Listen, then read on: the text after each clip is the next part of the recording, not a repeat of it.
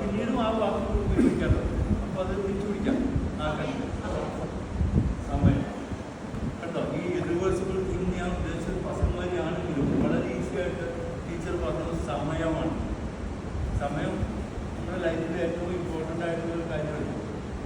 ഈ സമയം വേറെ ഒരു സാധനമായിട്ട് കൂടെ ചേർത്ത് വരുന്നുണ്ട്. അതെന്താണെന്ന് പറയുന്നത്, ടൈം ബ്രിങ്സ് യു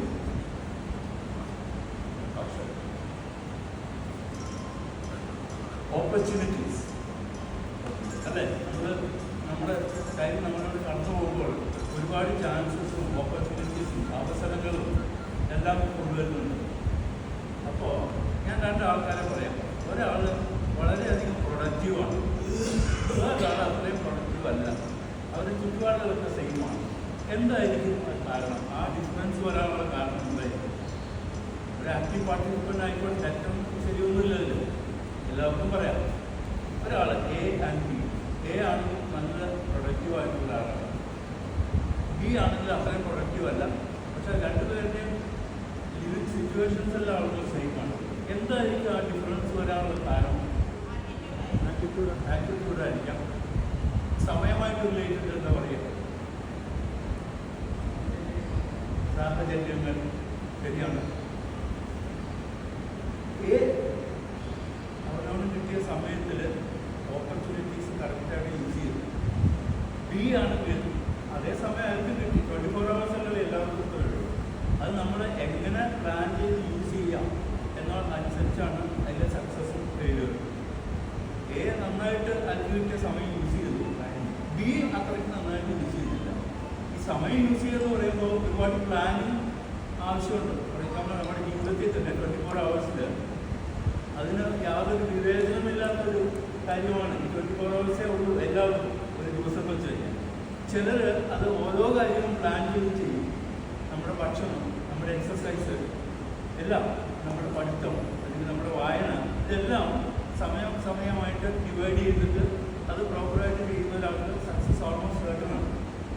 ഇതൊന്നുമില്ല, ഒരു പ്ലാനിങ് ഇല്ല, വരുന്ന വഴിയിൽ പോകുന്ന ആൾക്ക് സക്സസ് അത്രയ്ക്ക് ഉണ്ടാവില്ല. രണ്ടുപേർക്കും സമയം കിട്ടിയത് 24 hours അല്ലേ. പക്ഷെ ഒരാൾ നന്നായിട്ട് യൂസ് ചെയ്യുന്നു, വേറൊരാൾ അത്രയും നന്നായിട്ടല്ല യൂസ് ചെയ്യുന്നത്. ഇതായിരിക്കും അതിൻ്റെ കാരണം. എന്തെങ്കിലും ഡിസഗ്രിമെൻ്റ് ഉണ്ടെങ്കിൽ പറയുന്നുണ്ട്. തമ്മിൽ ഒരു ചാൻസ് ഉണ്ട്. ഡിഫറൻസ് ഓഫ് ഒപ്പീനിയൻ വരാം, നല്ലതാണ്. നമുക്ക് അത് ഉദ്ദേശിക്കുന്നത് അത് തന്നെ. അല്ലാണ്ട് ഈ മോണോലോഗ്സ് ഒരാൾ മാത്രം സംസാരിക്കാൻ കഴിഞ്ഞാൽ അത് അത്ര നല്ല സുഖമായിട്ടുള്ള കാര്യമല്ല. ഇപ്പം ഞാൻ പറഞ്ഞ എക്സാമ്പിൾ ഉണ്ടല്ലോ, ഈ രണ്ടുപേരുടെ ഡിഫറൻസ്, അത് ഞാൻ പേഴ്സണലായിട്ട് അനുഭവിച്ചിട്ടുള്ള കാര്യമാണ്. അപ്പം നമ്മൾ പേഴ്സണലായിട്ട് അണ്ടർഗോ ചെയ്തൊരു കാര്യമാണ്. ഞാൻ 1976 മുതൽ 82 വരെ മദ്രാസ് സിമൻസ് എന്നുള്ള കമ്പനിക്ക് റീജിയണൽ മാനേജറായിട്ട് വർക്ക് ചെയ്യുന്നത്. അന്ന് കേരളയിലെ എൻ്റെ റീജിയനിൽ പെട്ടതാണ്. അന്ന് എല്ലാവർക്കും അറിയാം, 1967 സിമൻ കൺട്രോൾ ഓർഡർ കൊണ്ടുവന്നിരുന്നു. ഞാൻ ജോയിൻ ചെയ്യുന്ന സമയത്തും സിമൻ കൺട്രോൾ ഓർഡർ വാലിഡ് ആയിരുന്നു. ആ സമയം അത് പ്രാബല്യത്തിലുള്ള സാധനമായിരുന്നു. ആ സമയത്ത് സിമൻറ്റ് വളരെ ഷോർട്ടായിരുന്നു. എന്താണ് സിമൻ കൺട്രോൾ ഓർഡർ എന്ന് വെച്ച് കഴിഞ്ഞാൽ, നമുക്ക് തോന്നിയ മാതിരി ഫാക്ടറിയിൽ സിമൻറ്റ് എടുത്ത് അയക്കാൻ പറ്റില്ല. ആർക്ക് അയക്കണം, എത്ര അയക്കണം എന്നുള്ളത് സിമൻ കൺട്രോളറാണ് നിശ്ചയിക്കുന്നത്. അതൊരു അലോട്ട്മെൻറ്റ് ഓരോ ഫാക്ടറി ഓരോ ഡിസ്ട്രിക്റ്റിലുള്ള അലോട്ട്മെൻറ്റ് ഞങ്ങൾക്ക് അയച്ചു തരുന്നത്. അതനുസരിച്ച് മാത്രമേ നമുക്ക് അയക്കാൻ പറ്റുള്ളായിരുന്നു. അങ്ങനത്തെ സിറ്റുവേഷനാണ്. പലർക്കും അറിയാൻ തോന്നും സിമൻറ്റ് ഭയങ്കര ഷോർട്ടേജൊക്കെ തോന്നിയായിരുന്നു 76 മുതൽ 80 വരെയൊക്കെ ഉള്ള സമയത്ത്. അപ്പം അങ്ങനെയുള്ള ആ സമയത്ത് ഒരു തവണ MD എന്നെ വിളിച്ചിട്ട് പറഞ്ഞു, നമുക്ക് കേരളത്തിൽ ഒരു ആസ്ബസ്റ്റോസ് മാനുഫാക്ചറിങ് യൂണിറ്റ്, കൊച്ചി ഒരു പോർട്ട് സിറ്റി ആണല്ലോ, പോർട്ടൊക്കെ ഉണ്ടല്ലോ ഇവിടെ, ഇമ്പോർട്ട് ചെയ്യാനൊക്കെയാണ്. ക്ലിങ്കർ എന്ന സാധനങ്ങൾ അത് ഇങ്ങനെ ഓപ്പൺ ആയിട്ടിട്ടാലും കുഴപ്പമില്ല. അത് നമ്മൾ കപ്പലിൽ കൊണ്ടുകൂടെ ഇറക്കിയിട്ട് ഇവിടെ ഗ്രൈൻഡിങ് യൂണിറ്റൊക്കെ വെച്ചിട്ട് നമ്മൾ കുറേ പേർക്ക് കേരളീയർക്ക് ജോലിയും കൊടുക്കാം. 300-400 പേർക്ക് ജോലിയും കിട്ടുന്ന ഒരു ഇൻഡസ്ട്രിയാണ്. ഞാൻ പറഞ്ഞാൽ ശ്രമിച്ചു നോക്കാം. അന്ന് KR രാജനായിരുന്നു director of industries and commerce, Vikas ഭവനിലാണ് ഓഫീസ്. അവിടെ ഞാൻ അടിക്കടിക്ക് ഈ റിവ്യൂ മീറ്റിംഗ്സ് ഉണ്ട്. എത്ര സപ്ലൈ ചെയ്ത് എത്ര അതിനായിക്കോട്ടെ, ഷോർട്ടേജ് ആയിരിക്കപ്പെടും. 8 ഫാക്ടറി ആയിരുന്നു തമിഴ്നാട്ടിലുള്ളത്. അപ്പോൾ ഞാൻ KR രാജൻ്റെ അടുത്ത് വന്നു. ഞങ്ങൾ വളരെ ഫ്രണ്ട്ലി ആയിരുന്നു. ഒരു നല്ല മനുഷ്യനാണ്. എന്നിട്ട് ഞാൻ അന്ന് ഫാക്ടറി വരെ ഇൻവൈറ്റ് ചെയ്തു. അദ്ദേഹം വരുകയും ചെയ്തു. മീറ്റിങ്ങിൽ ഞങ്ങളുടെ എം പി രാമസുബ്രഹ്മണ്യ രാജൻ മീറ്റിങ്ങിൽ ഈ പ്രപ്പോസൽ വെച്ചു. അപ്പോൾ കെ ആർ രാജൻ എന്ത് പറഞ്ഞതെന്ന് വെച്ച് കഴിഞ്ഞാൽ അത് കേരളത്തിന് ബുദ്ധിമുട്ടാണ്, ലാൻഡ് അലോട്ട് ചെയ്ത് കിട്ടാൻ, അത് സാധിക്കുന്നത് തോന്നുന്നില്ല. അപ്പോൾ ഈ ഇൻഡസ്ട്രിയലിസ്റ്റൊക്കെ ഉണ്ടല്ലോ, അധികം നേരം യൂസ്ലെസ് ആയിട്ടുള്ള ആളെ എന്താ പറയുക, സമയം കളയില്ല. എം ഡി ഇത് കേട്ട ഉടനെ ഒക്കെ സെയിൽസ് മാനേജർമാർ എല്ലാം എത്ര സാപ്പാടുമെല്ലാം ഓപ്പറേറ്റ് ചെയ്തോളും, എനിക്ക് വേറൊരു മീറ്റിങ്ങൊന്നും കാരണം ഞാൻ പറ്റില്ല എന്ന് പറഞ്ഞു കഴിഞ്ഞാൽ പിന്നെ ഒരു ബിസിനസ് ഡിഗ്ലാണ്. എന്നിട്ട് ഞാൻ അവിടെ നല്ലപോലെ അത് കഴിഞ്ഞ ശേഷം വേറെ സന്ദർഭത്തിൽ ഒരു സിറ്റുവേഷൻ ഇങ്ങനെ വന്നു. അതായത് അന്ന് തിരുവനന്തപുരത്ത് പത്മനാഭപുരം കാറിൽ അതിന് ട്രാൻസ്പോർട്ടിങ് ഏജൻറ്റ്, എല്ലാ ഫാക്ടറിക്കും ട്രാൻസ്പോർട്ടിങ് ഏജൻസ് ഉണ്ട്. ഈ പത്മനാഭപുരം തിരുവനന്തപുരത്തേക്ക് മാത്രം അല്ലാതെ ട്രാൻസ്പോർട്ടിങ് ഏജൻറ്റായിരിക്കും. എവിടുത്തെ ഇന്ത്യ സിമെൻസിന് കേട്ടുണ്ടാവും. ഇന്ത്യ സിമെൻസ് കാളയൂസാണ് അതിൻ്റെ ഫാക്ടറി. ഇന്ത്യ സിമെൻസിൽ എക്സ്ക്ലൂസീവ് ട്രാൻസ്പോർട്ടിങ് ഏജൻ്റ് ആയിരുന്നു പത്മനാഭപുരം. ഈ ട്രാൻസ്പോർട്ടിങ് ഏജൻസി വളരെ റിച്ചാണ് കേട്ടോ. കാരണം ഓരോ ലോറി പോകുമ്പോഴും നല്ലൊരു കമ്മീഷൻ നമുക്ക് കിട്ടുന്നുണ്ട്. ഇയാളെ സിമെൻറ്റ് കൺട്രോൾ 60 ആളാണ്. അയാൾക്ക് ധാരാളം സമ്മാനങ്ങളും ഒക്കെ കൊടുത്ത് വശത്താക്കി സിമെൻറ്റ് കൺട്രോൾ ഇൻഫ്ലുവൻസ് ചെയ്തിട്ട് ഓരോ ഫാക്ടറിയും ഓരോ ഡിസ്ട്രിക്റ്റിലേക്ക് മാത്രം ലിങ്കേജ് കൊടുക്കും. അതായത് ഞങ്ങളുടെ ഫാക്ടറി കൊല്ലം മാത്രം, ഈ ഇന്ത്യ സിമെൻറ്റ്സ് തിരുവനന്തപുരത്ത് മാത്രം, അങ്ങനെ ഓരോ ഫാക്ടറിയും ഓരോ ലിങ്കേജ് കൊടുക്കും. നിങ്ങൾക്ക് അവർക്ക് മാത്രമേ അയക്കാൻ പറ്റുള്ളൂ. ഇതിന് ഉദ്ദേശം എന്താണെന്ന് വെച്ചാൽ ഈ പത്മനാഭപുരത്തേക്ക് തിരുവനന്തപുരത്തേക്കുള്ള എല്ലാ ലോറിയുടെയും ട്രാൻസ്പോർട്ടേഷൻ കമ്മീഷൻ ഭയങ്കര കമ്മീഷനുണ്ട്. ഇതാണ് കാര്യം. നമ്മുടെ ബിൽഡപ്പ് ചെയ്ത ഏരിയാസ് നമുക്കിപ്പോൾ നഷ്ടപ്പെടും. കുറേ നാൾ ഒരേ ഒരു ഡിസ്ട്രിക്ട് മാത്രമല്ല, മറ്റേ ഡിസ്ട്രിക്റ്റിൽ നമ്മുടെ സിമെൻറ്റിൻ്റെ പ്ലാന്റ് അറിയില്ല. അപ്പോൾ അങ്ങനെ വന്നപ്പോൾ ഓർഡറായി, സാധനം ഓർഡറായി, ഗവൺമെൻറ് ഓർഡർ വന്നു. അങ്ങനെ വന്നപ്പോൾ എം ഡി ഒരു വിളിച്ചിട്ട് പറഞ്ഞു, ചർച്ച ഇതെങ്ങനെയാണ് നമുക്ക് ചെയ്യാൻ പറ്റുക, ഇത് നമ്മുടെ മാർക്കറ്റിംഗ് ഏരിയ മുഴുവൻ പോയി വയ്ക്കണം എന്ന് പറഞ്ഞു. ചെയ്യാൻ പറ്റുമോ? ഞാൻ നോക്കാം. നോക്കാതെ അവിടെ ചെന്നിട്ട് അന്ന് ഈ രാജൻ്റെ സീറ്റിലുണ്ടായത് കൃഷ്ണകുമാർ IAS ആയിരുന്നു. എല്ലാവർക്കും അറിയാൻ തോന്നുന്നു. നമ്മുടെ എറണാകുളം കളക്ടറായിരുന്നു അദ്ദേഹം. അദ്ദേഹത്തിൻ്റെ അടുത്ത് പോയിട്ട് ഞാൻ ചുരുക്കിയ സെൻറ്റൻസിൽ ഞാൻ പറഞ്ഞു, ഈ സിമെൻറ്റ് ഫാക്ടറിയിൽ കിൽനോട്ട് സാധനമുണ്ട്, എന്താ പറയുക, ചൂടാന്ന് പറയുന്നത് വലിയ ഇതാണ്. അതിൻ്റെ ഉള്ളിൽ ലൈനിങ് ഉണ്ട്, ബ്രിക്ക് ലൈനിങ് ഉണ്ട്. ആ ബ്രിക്ക് ലൈനിങ് പഴയ നാൾ കഴിയുമ്പോൾ ഒരു 2 മാസം കഴിയുമ്പോൾ വീണു. കാരണം തമ്മിൽ ഇങ്ങനെ ചുറ്റിയാണ് ഇരിക്കുന്നത് വട്ടത്തിലുള്ള. അപ്പോൾ കുറേ കഴിയുമ്പോൾ ആ ചൂളയിൽ നിന്ന് ആ ബ്രിക്സ് അടർന്നു വീഴും. അപ്പോൾ നമ്മൾ ബില്ലൊക്കെ സ്റ്റോപ്പ് ചെയ്തിട്ട് രണ്ടാമത് ബ്രിക്ക് ലൈനിങ് ചെയ്യണം എല്ലാം. It will take about 15 to 18 days. അപ്പോൾ ഞാൻ കൃഷ്ണമായിട്ട് പറഞ്ഞു, ഇപ്പോഴത്തെ അലോട്ട്മെൻറ്റ് കുഴപ്പമെന്ന് വെച്ച് കഴിഞ്ഞാൽ ഇപ്പം ഞങ്ങളുടെ ഫാക്ടറി നിന്ന് പോയി, അല്ലെങ്കിൽ ഇന്ത്യ സിമെൻറ്റ്സ് നിന്ന് പോയി കഴിഞ്ഞാൽ ഇതുമായി ബ്രിക്ക് ലൈനുകൾ നിർത്തിയാൽ ഇത് പറ്റും. ആ തിരുവനന്തപുരം ഡിസ്ട്രിക്റ്റിലേക്ക് ഒന്നും കിട്ടില്ല. ബാക്കിയുള്ള സ്റ്റേറ്റിൽ നിന്ന് ക്രോസ് ബോർഡർ ബ്ലാക്ക് മാർക്കറ്റിംഗ് വരും. ഇത് പറയുന്നതിന് മുമ്പ്, ഈ കോൺസിക്വൻസ് പറയുന്നതിന് മുമ്പ് കൃഷ്ണകുമാറിന് കാര്യം പിടികിട്ടി. Immediately put the phone and spoke to the cement controller. Around this allotment will not work here in Kerala. So please send someone and reallot the whole thing, switch back to the original arrangement. ഭയങ്കര ബോൾഡാണ്.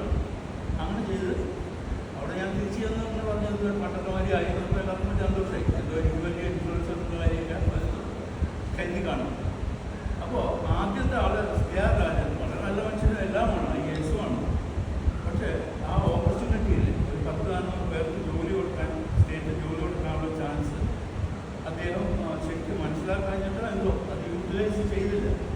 വേറെ കൃഷ്ണകുമാർ ഈ ഒരു കേരള ആകെ ഒരു black marketing വരാനുള്ള ഒരു chance അവിടെ തടുത്തു. അതാണ് timely action. Time is the same for all of us. But certain people will understand the opportunity that the time offers and then act accordingly. And these two people, the difference is one used the time, the other man did not use it properly. അതേമാതിരി ഞാൻ എൻ്റെ ലൈഫിൽ നിന്ന് പറഞ്ഞാണ്. നമ്മുടെ എല്ലാവർക്കും ഇവിടെ ഇരിക്കുന്ന എല്ലാവർക്കും ലൈഫിൽ certain experiences ഉണ്ടാവും. അത് അച്ചീവ്മെൻറ്റ്സ് ഓർ ടൈം യൂട്ടിലൈസേഷൻ ഇതെല്ലാം ഇതിൽ ഇൻവോൾവ് ആണ്. ഓരോരുത്തർക്കും പറയാൻ പലതുമുണ്ടോ. ബാങ്കുകാർക്കൊക്കെ ഒരുപാട് ഇൻസിഡൻസ് ഉണ്ടാവും. അപ്പോൾ നമ്മുടെ പ്രോപ്പർ ടൈം യൂട്ടിലൈസേഷൻ എന്താണ് വേണ്ടത്? Planning. Even 24 hours you can divide it into different units and then act perfectly on that. ചില ആൾക്കാർ ഒന്നും പ്ലാൻ ചെയ്യാതെ പെട്ടെന്ന് ലാസ്റ്റ് മൊമെൻറ്റിലാണ് ഇടുകയും ചെയ്യും. അപ്പോൾ എന്താണ് സംഭവിക്കുക? നമ്മളൊരു പ്ലാനിങ്ങിലാണ് പെട്ടെന്ന് ആ ഫിനിഷിംഗ് പോയിന്റിന് തൊട്ട് മുമ്പ് എന്തെങ്കിലും ആക്ടിവിറ്റി എടുത്താൽ എന്തായിരിക്കും അതിൻ്റെ കോൺസിക്വൻസ്? എന്തായിരിക്കും പറഞ്ഞോളൂ. ഫെയിലിയർ ആവാം, അല്ലെങ്കിൽ ഒരു ക്ലംസി പെർഫോമൻസ് ആവാം. ആ പെർഫോമൻസ് ചിലപ്പോൾ ശരിയായിരുന്നില്ല. ലാസ്റ്റ് മൊമെൻറ്റ് ചിലർ 1 മാസം ടൈം ഉണ്ടെങ്കിൽ എല്ലാം വെച്ച് ഒരു 4 ദിവസം മുമ്പ് അത് ചെയ്യാൻ തുടങ്ങിയാൽ എന്താ പറ്റുക? ആ പെർഫോമൻസ് ഐഡിയൽ ആയിരിക്കില്ല. ആ performance will be lacking perfection, അല്ലേ? അപ്പോൾ അതുകൊണ്ട് even our age we can do things by planning our time, the time left for us. ഇത് ഞാൻ പറയുന്നത് എന്തെങ്കിലും ഒരു ഡിസഗ്രീമെൻറ്റ് അങ്ങനെ ഒന്നും ഉണ്ടോ? ഞാൻ ഡിസഗ്രീമെൻറ്റ് വരണമെന്ന് പ്രാർത്ഥിച്ചിട്ടാണ് തുടങ്ങിയത്. കാരണം പ്ലാനിങ് ശരിയാക്കണം എന്നുള്ളത് തന്നെയാണ്. ഇപ്പോൾ ഓരോരുത്തർക്കും നമ്മുടെ എൻ്റെ മുമ്പിൽ ഓരോരുത്തർക്കും നിന്നുള്ള അനുഭവങ്ങളുണ്ടാവും. ടൈം ശരിക്കും യൂട്ടിലൈസ് ചെയ്യാത്ത കാരണം എന്താ സംഭവിച്ചത്, യൂട്ടിലൈസ് ചെയ്തപ്പോൾ എന്താ സംഭവിച്ചത്, അങ്ങനെയുള്ള കാര്യങ്ങൾ നമുക്ക് ഷെയർ ചെയ്താൽ ഒരു എൻ്റർടൈൻമെൻറ്റുമായി ഇവിടെ നമുക്ക് വരാനുള്ളൊരു എന്താ ഒരു ഇംപെറ്റസ് ആവും. എല്ലാവരും അവരവരുടെ എക്സ്പീരിയൻസ് ഇങ്ങനെ ചെയ്ത് അത് ടൈമുമായിട്ട് കണക്ട് ചെയ്തോ അല്ലെങ്കിൽ വേറെ ആസ്പെക്റ്റായിട്ട് കണക്ട് ചെയ്യുക, പ്ലാനിങ് ആയിട്ട് കണക്ട് ചെയ്യുക, എന്തെങ്കിലും നമുക്ക് ചെയ്തു കഴിഞ്ഞാൽ യൂസ്ഫുള്ളും ആയിരിക്കും, കേട്ടോണ്ടിരിക്കാൻ പറ്റും. ഒരാൾക്ക് മൈക്കിന് മുമ്പിൽ നിന്ന് പ്രസംഗിച്ചുകൊണ്ടിരുന്നു കഴിഞ്ഞാൽ മോർ ദാൻ 5 minutes ഒരാൾക്ക് ശ്രദ്ധ കിട്ടില്ല. അതുകൊണ്ടാണ് പറഞ്ഞത് ഇൻറ്ററാക്റ്റീവ് ആളാണ് നല്ലത്. ഇൻട്രസ്റ്റിംഗ് സബ്ജക്റ്റ് ഇപ്പോൾ ഞാൻ പറഞ്ഞ അത്ര ഇൻട്രസ്റ്റിംഗ് സബ്ജക്റ്റ് ഒന്നുമല്ല. അതെൻ്റെ പേഴ്സണലാണെങ്കിൽ തന്നെ ഒരു ഇൻട്രാക്ഷൻ ഞാൻ ഇൻവൈറ്റ് ചെയ്യുന്നു. അതിന് എതിരഭിപ്രായം ഉണ്ടെങ്കിൽ ഞാനത് ഡിസ്കറേജ് ചെയ്യുന്നില്ല, നല്ലതാണ്. കുറച്ചും കൂടി നമുക്ക് ഇവിടെ നിന്ന് സംസാരിക്കാൻ പറ്റും. അതാണ് അതിൻ്റെ എതിരഭിപ്രായമല്ല, ഇൻഫർമേഷൻ കിട്ടാനുള്ളതാണ്. എന്തോ എതിരഭിപ്രായമല്ല, ഒരു ഇൻഫർമേഷൻ ഇതുമായിട്ട് കണക്ട്. 1967 ആസ്പെറ്റസ് റിപ്പോർട്ട് ഇതിനെ പറ്റി പറഞ്ഞായിരുന്നല്ലോ. അപ്പോൾ പണ്ട് കാലത്ത് ഞാൻ കേട്ടത് ഫോറിൻ കൺട്രീസിലെ ആസ്പെറ്റ് റിജക്റ്റഡ്, ദാറ്റ് മീൻസ് സ്റ്റോപ്പ് ചെയ്ത ആസ്പെറ്റുകൾ അവരെവിടെയെങ്കിലും ഡെവലപ്പ് ചെയ്യാൻ നോക്കും. അപ്പം നമ്മളത് റോ മെറ്റീരിയൽ കോസ്റ്റിന് വേണ്ടിയിട്ട് ചെയ്തതാണോ? ശരി, ഞാൻ പറയാം. അതായത് ഈ ആസ്ബസ്റ്റോസ് എന്ന് പറഞ്ഞാൽ ഒരു ഫൈബറാണ്. ആ ഫൈബർ റഷ്യയിൽ നിന്നാണ് ഇന്ത്യ ഇമ്പോർട്ട് ചെയ്തിരുന്നത്. കുറേ നാൾ കഴിയുമ്പോൾ അത് കണ്ടുപിടിച്ചു ക്ഷയരോഗം വരും അതിൻ്റെ അങ്ങനെ ഉണ്ടായിരുന്നു. പക്ഷെ ഞാൻ ജോയിൻ ചെയ്തത് 76-ലാണ്. അതിന് മുമ്പുള്ള 67-ലാണ് സിവിൽ കൺട്രോൾ ഓർഡർ വന്നത്. പക്ഷെ ഞാൻ ജോയിൻ ചെയ്തത് 76-ലാണ്. ആസ്ബസ്റ്റോസ് കുറേ നാളും കൂടി നിന്നു. അത് കഴിഞ്ഞിപ്പോൾ ബാൻഡാണ് തോന്നുന്നു. ഈ ടി വി ഫൈബറാണ്, അത് പൊടി ഉണ്ടാവില്ല. അപ്പോൾ ഫൈബർ ആകുമ്പോൾ പൊടി ഉണ്ടാവില്ല. ആ പൊടി ശ്വസിച്ചാൽ അങ്ങനെ വരും. സിമൻറ്റ് ശ്വസിച്ചാൽ കുഴപ്പമില്ല. കാരണം ഞങ്ങൾ സിമൻറ്റ് ഫാക്ടറിയിൽ ഈ ഗണി ബാഗ്സ് അന്നത്തെ കാലത്ത് ലോഡ് ചെയ്യുന്ന സ്ഥലത്ത് ഭയങ്കര പൊടിയുണ്ടാവും. പക്ഷെ എല്ലാവരും മാസ്കും ചാക്കല്ല തുണി ഇങ്ങനെ കെട്ടിയിട്ട് വൈകുന്നേരം എല്ലാവർക്കും ഒരു കുറച്ച് വെളിച്ചെണ്ണയും കുറച്ച് വെല്ലം ശർക്കരയും അതിനെ പഠിച്ചു ചെറിയ ക്യൂബായിട്ടുള്ള ശർക്കര അതും കൊടുക്കും. അപ്പോൾ ഈ പൊടി ഉള്ളത് ഇറങ്ങി പോകും എന്നുള്ള ഇതിൽ ഈ കൊട്ടാനുള്ള തുണിയും കൊടുക്കും എല്ലാവർക്കും. എല്ലാ മാസത്തിലും അവർക്ക് സപ്ലൈ ഉണ്ട്. അപ്പോൾ അത് ശർക്കരയും കൊടുക്കും, ഈ തുണിയും കൊടുക്കും.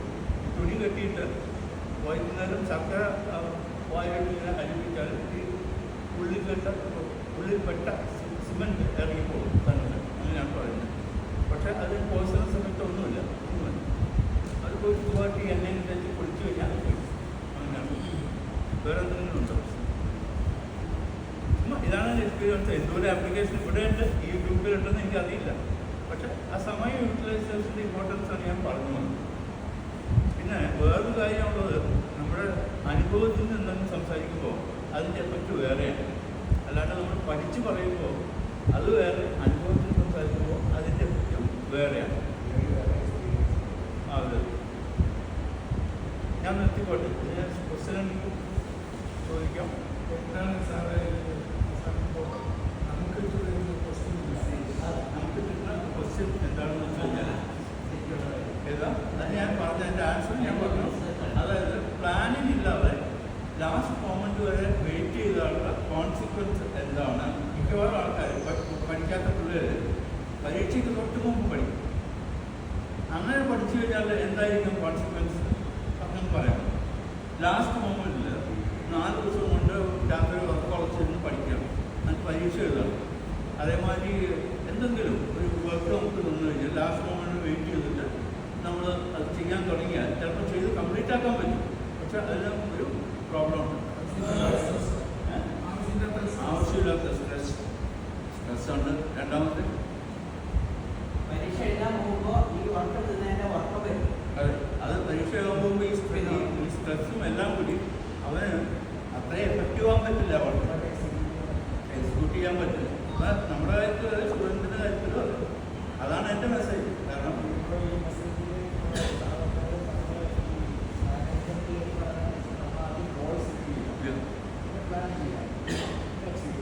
ഞാൻ ഇത്രയും പറഞ്ഞത് ടൈം മാനേജ്മെൻറ്റ് കാര്യമാണ്. അതിൻ്റെ ഇമ്പോർട്ടൻസ് ഞാൻ പറഞ്ഞു. ടൈം മാനേജ്മെൻറ്റ് ഏത് ഏജിലും ആവാം. ശശിസാറാണ് മുമ്പിലുണ്ട്. അദ്ദേഹം സൈക്കിളിൻ്റെ വലിയൊരു ഏജൻ്റാണ്, ബിസിനസ് മാഗ്നറ്റാണ്. പുള്ളിക്ക് ലൈഫിൽ ഫേസ് ചെയ്ത ഒരുപാട് പ്രോബ്ലംസ് ഉണ്ടാവും. ചിലപ്പോൾ മാർക്കറ്റ് അപ്സ് ആൻഡ് ഡൗൺസ് ഉണ്ടാവും. അങ്ങനെ ഡൗൺ ആയിട്ട് വരുന്ന സമയത്ത് അദ്ദേഹം എന്ത് ചെയ്തു, ഇതൊക്കെ പറയാം. ആ ടൈം യൂട്ടിലൈസേഷൻ ആണ്. അങ്ങനെയുള്ള കാര്യങ്ങൾ നമുക്ക് ഷെയർ ചെയ്യാവുന്ന